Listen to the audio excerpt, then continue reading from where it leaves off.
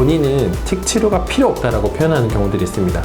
거기 병원 왜 가? 나는 괜찮은데 엄마만 자꾸 왜 그래? 난 치료 안 받아요. 부모님께는 절대로 아이의 표현을 표면적으로 이해하지 마시라고 설명드리고 싶고요.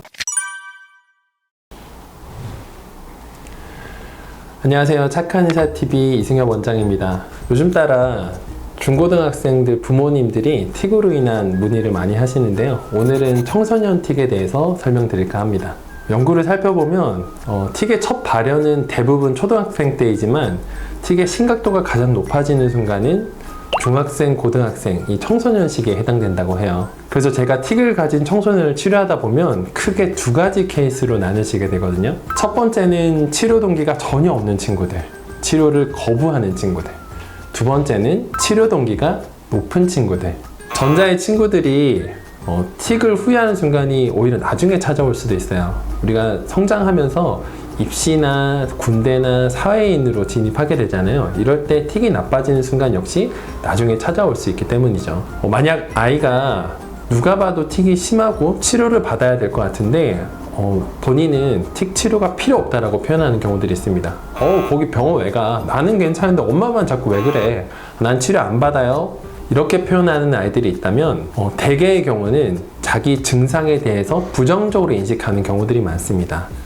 틱으로 인해서 낮아진 자존감을 가지고 있는 경우들도 많고요. 한 연구를 살펴봤더니 틱 증상이 있을 때 3분의 2 정도 아이들은 놀림을 당했다고 해요. 그리고 4분의 1 정도의 친구들은 틱으로 인한 거부를 당한 경험이 있다고 합니다. 틱 증상을 가지고 있는 것 자체가 자존감이 저하되거나 사회적 작용에 제한적인 결과를 낳는 경우인데요. 만약 아이가 이런 경우라면 부모님께는 절대로 아이의 표현을 표면적으로 이해하지 마시라고 설명드리고 싶고요. 그리고 이 영상을 아이가 보고 있다면 제가 꼭 해주고 싶은 말이 있습니다. 틱은 너의 문제도 아니고 성격의 문제도 아니고 인격의 문제도 아니라 그냥 치료받아야 되는 질환이라는 점이죠. 틱 자체가 절대로 너를 압도할 수 없고 틱은 분명히 좋아질 수 있고 회복 가능한 질환이기 때문에 숨지도 말고 당당하게 치료에 임하는 것이 훨씬 좋을 거라는 그런 얘기를 전해주고 싶어요. 자, 두 번째 경우인데요. 치료 동기가 높은 아이에 대해서 설명을 드릴 때 저는 항상 떠오르는 친구가 있거든요. 작년 2022년 3월에 내원한 고등학교 3학년 친구였어요. 이 친구는 제가 10년 이상 진료했던 경험 사례 중에 가장 틱 증상이 높은 친구였습니다. 정말 온몸으로 틱이 나타났고 초당 단위 그리고 증상의 강도도 굉장히 센 친구였기 때문에 첫날 제 방에 들어와서 진료실 베드에 눕지를 못했어요. 왜냐하면 점프하고 몸을 튕겼기 때문에 서서 제가 진료를 하고 이학적인 검사를 진행했어야 했고요. 근데 이 친구의 좀 달랐던 점은 이 틱은 누구보다 심했지만 오히려 심리적인 모델은 편안했다는 거예요.